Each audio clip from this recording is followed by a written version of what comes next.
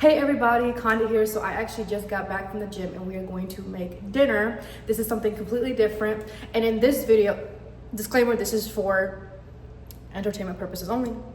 If you need advice, go to a doctor, go to some professional. Okay?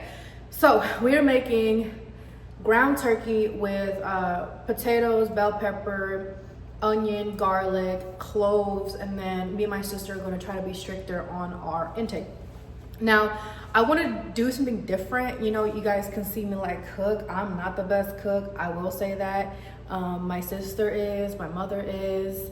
I kind of was left out in the group, but I tried to make pho, the Asian noodle, one time, and it turned into congee rice porridge. So this is really big for me. I wanted to change the dynamic and the scenery, okay? So let me show you what I got. We got red onion. You could just use like 2 or 3 garlic cloves. And then we got some potatoes. And of course, we gotta get, let me pull out those bell peppers here. Fridge. Yep. Yeah, bell peppers, okay? Yes, I'm so excited. This is like, sorry, excuse me the mess, guys. Excuse the mess. Maybe like that sometimes. Now, where do I begin? I first want to address that with the whole cheating incident, I'm gonna get into details. And I'm making this video to call out actions that a lot of people don't call out. And to speak my truth.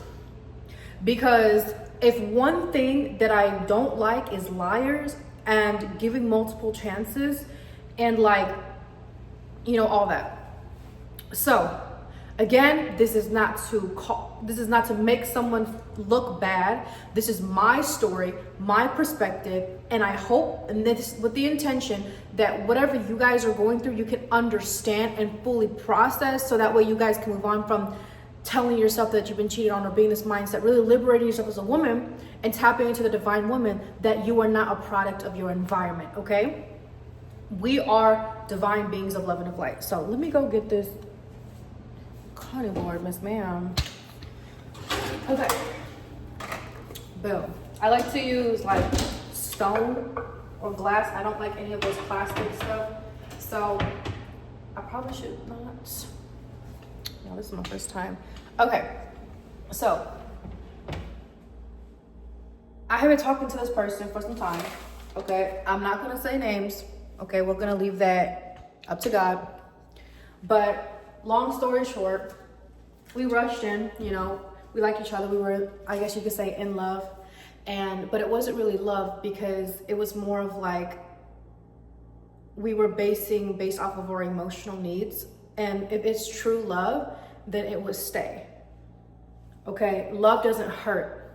Love sustains, love liberates, love nourishes, love secures you. So everything that I had, I thought it was love. But it wasn't, because I didn't know how to love myself. The person didn't. So how could you possibly love one another? It was from a place of, this will do for now. And at that time, we both didn't realize it. And we both had wrongs. I had wrongs. I was an angry hothead. I didn't know how to communicate. I was very much like hyper masculine. But also, it got to the point where my purpose died down. I felt like I couldn't be myself. And so long story short, yeah. And so this person had to go to a trip, a business trip. Cool, you know, whatever, don't care. I'm also not the type of person that I'm clingy. Maybe that's something that I need to work on, because I trust you enough to handle business. Now that I know, I should be a little more cautious. Okay, but long story short, I should have handled it a little better. But I did so much care. Like when I tell you I was not just a maid, I was a girlfriend, I was a worker. So I was working 2 jobs. I was cleaning, cooking, picking up after this person. Let's call him Steve. I was picking up after Steve, okay? And I was doing anything and everything. And again, I was in my masculine state, so I took full ownership over that. And it got to the point where Steve went on a business trip, okay? And Steve told me not to drive his car. Mind you, It is December. My car is front wheel drive. His car is all wheel drive. So thinking that, oh, like this is nothing, okay? He was like, don't use my car. It's a big trust thing. And I thought to myself, okay, I guess. And then one day it snowed really bad. And I was like, I don't feel safe to drive my car. That my work is literally like 20 minutes away. And I'm not trying to swerve and do freaking burnouts in the snow, right? Like, I'm not trying to do that. And so, I FaceTime him, he hears his car thing, and he gets pissed. Okay, and at that time, that's when my health journey declined. I thought I was pregnant, I wasn't. And so, but I was feeling the signs and the symptoms, I was gaining weight, and that was a whole spiritual journey, which I'm gonna talk about in a separate video. So I'm going through the spiritual attack. Okay, I would think, again, that was my fault. I had expected too much, okay? I would have thought, oh, maybe like, it's not a big deal, because if he cares about me, he doesn't want me to slide off in the snow. It's a car. And he comes home and he's like, yeah, no. He was like, did you find out you're pregnant? I'm like, I don't know. Maybe I'm early. Again, I've never had a kid before. And so I'm like, this is new to me. Like, I don't know. This is different than my period. My stomach's expanding, blah, blah, blah. And so long story short, he was like, okay, I need you to pack your bags and leave. And I was like, oh, like, and so I was like, maybe we could work something out. I'm so sorry. Like, I promise, like, I will never like drive your car again. And I'm sitting there in my spirit, and I'm like, something's not clicking. Like, this all over a car, okay, I guess. So I was crying, and I called my homegirls, my sister, my sister-in-law, and a friend at the time, which I'm very grateful for, who has helped me on this journey. And you know, I was traumatized, as most of us are. So I tried so hard to, you know, stay, and I knew I shouldn't have. I knew what I did wasn't wrong. It's a car, but he said it was his trust issue. And I was like, oh shoot, like, I'm so sorry for breaking your trust issue. And it was the fact that I realized, recognizing back, how immature this person is despite the external status, right? Because that's not a man. And you can say all the excuses you want, but it's a car. It's a damn car. And also, we broke up, right? In a way, like, we broke up because I had moved back to my mom's house. Mind you, it's 2 fucking a.m. in the morning. I believe it was raining, and I have my clothes in a trash bag. I packed that shit quick. And he was just sitting there, standing there, and he told me that he was scared to lose me. Well, why didn't you stop me when I left for the door? You didn't. So again, BS. And I felt spirit telling me, like, call him, make sure he's okay. And I'm like, what about me? Like, where am I in this equation? Like, what about me? And spirit was like, just call him. So after the whole kicking out situation, you know, I called him, and he was bawling his eyes out. And I'm like, why are you crying? I'm the one that's okay. Anyways, that's how I operate, and that's my fault. I'm more of like, I don't consider people's feelings at that moment in time, and that was something that I had to take ownership and learn. So I basically gave him a second chance, and I told him, this is what I expect from you, you know? And so he wrote him down. Everything was good, and something was off. Something was off. Why am I saying sorry, girl? Something was off. I could feel it, but I couldn't pinpoint. And again, I maybe looked at his phone once. I'm not a type of person, nor am I insecure enough to be like, let me give you your location. In fact, he was the one that was much insecure. Okay. Anyways, so I checked his phone, and I'm thinking, oh, like, business trip is fine. So long story short, I found the messages between him and a girl that he told me not to worry about. Okay. And my red flag was, you have over 20 bodies. I should have seen that as a red flag, but for me, I truly do believe, again, let me go back. So he has over 20 bodies. I don't know what number. I keep asking him. He won't tell me. He's not, and so I walked with a pure intention thinking this was a good man. And that's the thing with cheating is like leading up to that, you think you're loving a good man because they're so good at hiding it, right? And so I went with the perception of like, oh, we're gonna be together, we're gonna be married, we're gonna have kids, it's okay. When I saw that text message, he said something along the lines of like, oh, like I just got out of business, blah, blah, blah. She's like, cool. And he's like, yeah, I just broke up with my girlfriend. Rewind. He did not break up with me. He was still in Mexico talking to this girl. So he had already made his decision that, oh, he's gonna break up with me. I'm clueless, BTW, don't know if I'm pregnant or not. I'm sick as fuck trying to figure this out. I already feel bad because I broke his trust for driving a car, and he comes in, he kicks me out. And then I forgive him, I give him a second chance, and I asked him, why did you do it? He was like, oh, you drove my car. Oh, so you want to use women as a scapegoat to run away from your own emotions that you cannot handle. And proceed to tell me I have emotional issues. Yes, I did. I took accountability. Guess what? I read books. I reflected. He used to tell me women is supposed to be the crown of the relationship. I never called him out. All I wanted him to say was I cheated. I don't care if you think about a person. I don't care if you text a person. You freaking cheated. Because I didn't know. You already made the decision to walk away from something and not let me know that I'm in the dark, being naive, thinking that we're gonna get married. And then this is the thing with cheating, guys. Sorry, I'm getting riled up. This is the thing with cheating is it's not the fact that, oh, maybe they might do it sexually, but if they're talking to a girl, they already thought about breaking up with you. So again, in my previous relationships, I've never had an encounter. I don't even know because maybe they're good at hiding and I'm just walking around naive. I don't care. I'm sick and tired of this damn culture using emotions because you can't control it. You can't control your emotions. And so what do? You go to Barbara, Susan, Diane, all this stuff. And then if Diane doesn't work, you go to Barbara. Just to get by. If Barbara doesn't work, you go to this.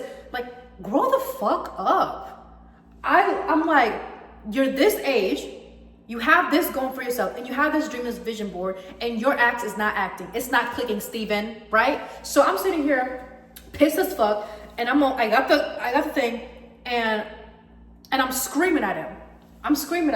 Because in that moment in time, it wasn't the fact that he had talked to this girl. It was the fact you had already made a decision without consulting to me, therefore disrespecting me, then manipulating me into saying that I broke his trust. No, you broke my trust. And now you want to project on me to feel better about yourself because what? Because you know what you did wrong. This person spoke about women like they are objects and treated me like an object. Like, it needs to be done this way. Why isn't my dinner made? Like, never fully appreciative of the feminine. And I realized something too, is these young boys are not ready for a feminine divine woman. Because what they want is a good time. What they want is a mommy. I'm not your mother, right? And so, got the phone. I'm sitting here, I'm scanning, and I'm just like, in that moment, everything broke. Because all my entire life, I came with this mentality like, I want to get married. I want to have kids. I want to be a stay-at-home wife.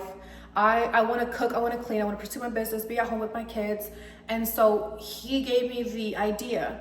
And in that mere mistake, it's the fact that now I have to love myself different to protect me from you, which I wanted to not protect from.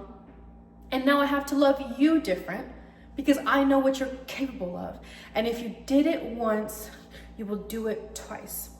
And that was end of 2024, going to the whole year of 2025, and we try to make it work. And I truly do believe that I was consulting with spirit because I'm like, I need to leave. I'm a type of person, if something happens, I'm gone. I'm not a type of person.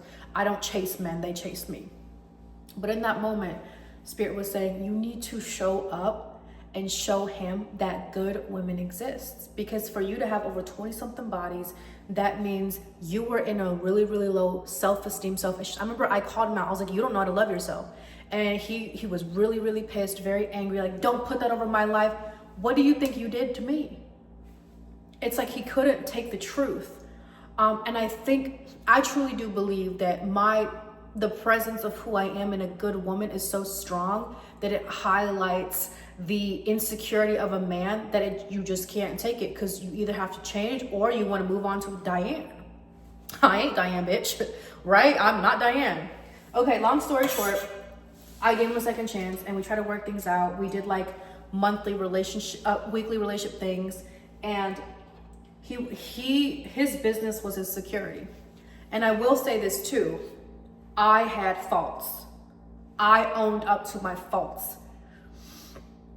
And I had the mentality of, we are going to get through this and I'm not half-assing this.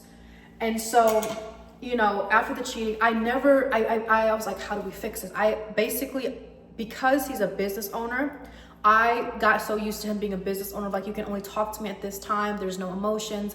I remember he'd say like, wash this a certain way, do that a certain way, like, here, cook this a certain way, very controlling. And I realized the only reason why you attract what you are. I was really wounded, so that was my fault too. I allowed that to happen. And I still wanted to believe that this man was good, because the one thing I believe in second chances. Y'all can call me whatever you want, but the same people that have hate and say don't give him a second chance are the same people that are really, really hard on yourself. And I knew that, because what would Jesus do? He will love you endlessly, but not to the point where you hurt yourself. So first time, shame on me, right? First time, shame on you, right? There was no second time, we're done. And so we're working, we moved to a different state, everything is okay. And I remember like it was yesterday, guys, like it was a blur. Like I just felt like life just, like 1 minute it was January 2025, next thing you know, it's July 2025 and I'm in my mom's basement. We had a really, really big argument and I just couldn't take his butt anymore. I really couldn't, because although he was doing his best as a man, I could never rebuild the trust again, because it was the thought of like, after we had broken up, right, around July, June, July, I was like, maybe this can work. And at the time I was working on his business. I was doing really good. Okay, I was working like 2-3 positions.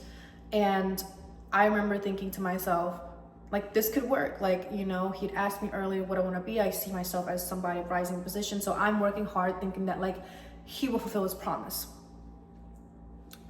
Everything was going opposite, south. I ended up leaving the company. And I remember he said like, I still love you. And I was like, no, you don't. You still love the part of me that you wished you had if you didn't fuck up. And the mirror image of me is bringing back all the flaws that you have, and you can't love yourself enough to embrace it and to try again. Instead, what do? You cut cords and you move on. And even though we had broken up, I wanted to get closure. I wanted to know like, hey, like, please stop leading me on. Like, I believed in a happily ever after. I believe that's my birthright. He didn't believe in that. And that was what tore me up. And I remember I was working one time. Again, this was like 2-3 months into us breaking up. And I'm thinking, maybe there's a chance. Maybe we can fix this. I told him, I was like, I'll go see a therapist. I'll go to church. Like, I'll do whatever. Like, and there was no reciprocation what he wanted. But it wasn't like he was kind of leading me on. That's what it felt like, because he would text me, send me pictures of like the plants, and I'm like, do you even like me? Like, playing with my emotions, basically. Like, basically, I realized that guys don't truly love you sometimes if they know how to love. If they don't know how to love themselves, if they don't know how to love themselves, they can't love you. So if you are the best option, if you're fly, you got your shit together, you look good, like, they'll literally keep you as a best option until another best option. So his personality, he was never enough to himself. Nothing was ever satiating. So a spirit of lust was all over him. The spirit of lust was all over him. Nothing I ever did was ever enough. There'd be moments intimately where I was sick and I thought I was, pregnant. He would be like, let's watch a video and this is what I want you to do. And so when you deal with a lustful man and you think that you can change him, sometimes you walking away is the best thing. God placed me in that relationship to learn something about myself, but I was also showing this man that you can have the wife and it may not be me, and that's okay, but please do not continue this. And I hope that the person is doing good now. And so while we broke up, in those 3 months, I was like, maybe we can work this out. I'm calling and I asked, this is when you know the spirit is just crazy, right? I accidentally click something and I go to his Facebook account because I have his Facebook account to post things for his business. And I see like 4 or 5 females. And I remember I called him out one. I'm like, hey, like, you follow this female, blah, blah, blah. And one of the females was like, hey, like, aren't you married? And that's when everything, I was like, fuck this. Screw you, I'm done. Because the hardest thing was loving someone, knowing what they're capable of, and giving them the opportunity. The first time it failed. The second time, there is no third. And so, did it hurt for me to leave? Yes. Did I have mistakes? Yes. It was the fact this man was just not willing to look internally and would get so angry when I would point out how his behaviors were unholy.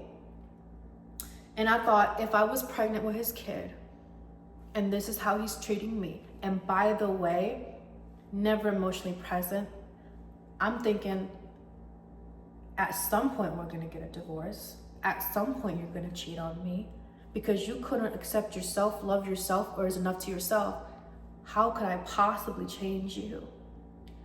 And I truly do believe that I taught him that good women exist, that wives exist in this world. You can have all these bodies and all these hoes and all that stuff, but a real woman will walk into your life and point out your flaws, and it's up to you to reflect on that.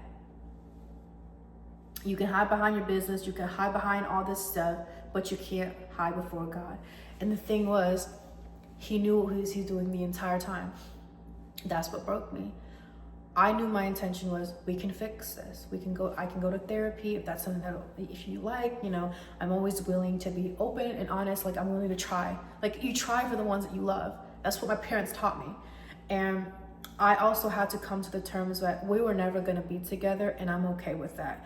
And just because you cheated, and I had faults too, I was an angry hothead, and I didn't do the cheating, I still forgave you. Although I held on to resentment, that was my fault too. And we were just from a place of wounded. I thought to myself, I can walk with this 2 different ways. I can play victim, or I can play the victor. Like, I overcame that. Because the hardest part when you've been cheated on is literally having the courage and the bravery, knowing that men can do this, women can do this, they're absolutely capable, and still choosing to love. Because that's what Jesus did. I mean, Jesus literally healed the sick. Okay, he died for the truth that you don't need to suffer. And people still want him dead. But to be greater than your environment is truly what is liberating. And so I've never been closer to Christ. And in fact, I went to go see a shaman because something was not clicking. I remember I had a dream that I was sexually taken advantage of in the basement by this person that looks like my father, and that's scary. And I'm waking up, I'm sweating. I'm like, this is a message from spirit. Something is trying to take advantage of me. And so, you know, my shaman helped me, and he was like, don't get scammed. I'm like, no. You don't want me to know the truth about you. Whatever spirit is in you doesn't want me to find out, because then you would take my life force. And I remember I prayed to Jesus Christ. I was like, Jesus Christ, please, like, protect me. Like, show me what I'm not seeing. And that's when I had the dream. And it was so scary because I felt like it was so real. And he would tell me, like, he would have dreams of me cheating. Your own insecurities projected onto your dreams because you know what you did wrong and you never admitted it. So don't try to talk about me. And I remember times where the person would like be very, very controlling, as my own relationships have been. But I wanted to tell you guys this video, not to kind of steer off, but just because somebody's actions that have hurted you doesn't mean you don't have, you let things slide. You take ownership. True divine feminine is allowing the hurt, embracing it, understanding it, and choosing not to inflict it on other people, choosing the light. So literally, okay, yes, you might have been cheated on. Yes, somebody might have chosen somebody else over you. Yes, but you were greater than them in terms of choices. That's it. That doesn't mean you're spiritually greater than them. That means the choices that you have, you can make better, wiser decisions. And I decided that true divine love is my birthright. The only thing that I did right, or I guess the only thing that I did wrong in a way, was loving someone that didn't know how to love, and basically holding that rose full of thorns, trying to give to somebody else and at the expense of myself. So I still had internal healing to do despite that person's actions. But guess what? We are greater than them. Them, as I mean old thoughts, habits, patterns, beliefs that no longer serve, that isn't even of their own. So I'm not going to give power to this quote unquote belief system that doesn't serve. And it took a lot of healing, guys. I'm not going to lie. It took so much healing to the point where, like, I remember I would go to the gym and I'd be so phased out.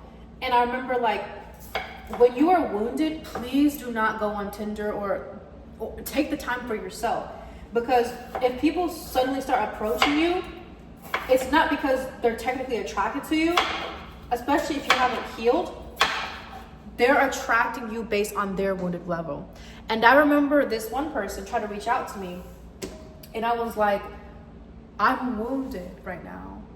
Is this a good opportunity? No. So guess what? For literally like 3 months, I was by myself. And I always say, like, if you feel more alone in a relationship, then leave.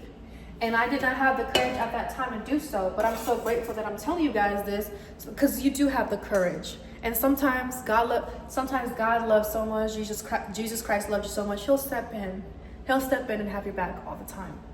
And it was really, really hard going back home with nothing to the name and just trying to start over. But guess what? I got myself an apartment. Okay, the girl's good on her bills. She's got 2 jobs she's working with. She's showing up for herself. And the best part is God blessed me with a beautiful, beautiful relationship that I never thought was possible. And good women win. Good men win. Why? Because we believe true divine love is our birthright, on top of taking responsibility and accountability and healing. Okay? So I had to learn how to heal self-rejection, self-abandonment, right? Neglection. I had to learn how to love myself, how to stop hating myself. I learned how to be there for me, be my own best friend. I learned how to have compassion, grace, understanding, to have faith, to have power. And I'm telling you guys this because from July 2025 to December now, I was focusing on those goals. And for anybody that says they're not ready to heal, that they need to be by themselves, is wrong. Because in 3 months of intense healing, I quantum jumped to a different reality, and I met my husband. That, first of all, it's crazy how we met. And second of all, like, this whole ideology, because I knew true divine love was my birthright. Like, I knew, and guess what? I did. I know, therefore I did. Okay? I knew that's my right. Love is my right. Wealth is my right. So guess what? I did those things. And I love you guys so much. And I hope this video is very liberating. And again, this is not to shame anybody. This is me, my internal program, and how I learned not to become a product of my environment and to be greater, to make greater decisions. And the thing is, it's very easy to work our traumas and scale money. But the thing is, you'll forever always be in that cycle.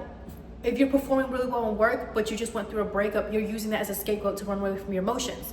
Don't run away from your emotions. Just because something bad happened to you doesn't mean that the storm will last forever, but it's okay to be in the storm, and it's okay to be the storm.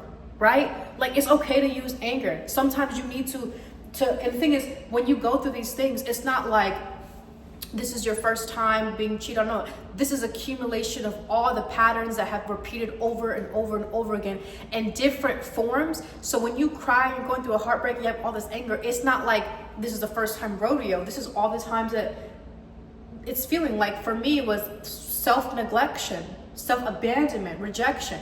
It just happened in friendships, relationships, careers, and all that stuff. And then I finally snipped it in the bud. And we're a lot more powerful than we think, y'all.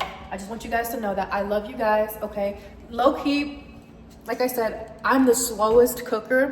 It literally took me like 31 minutes to cut potatoes and onions, but hey, I love you guys so much, and I'll talk soon.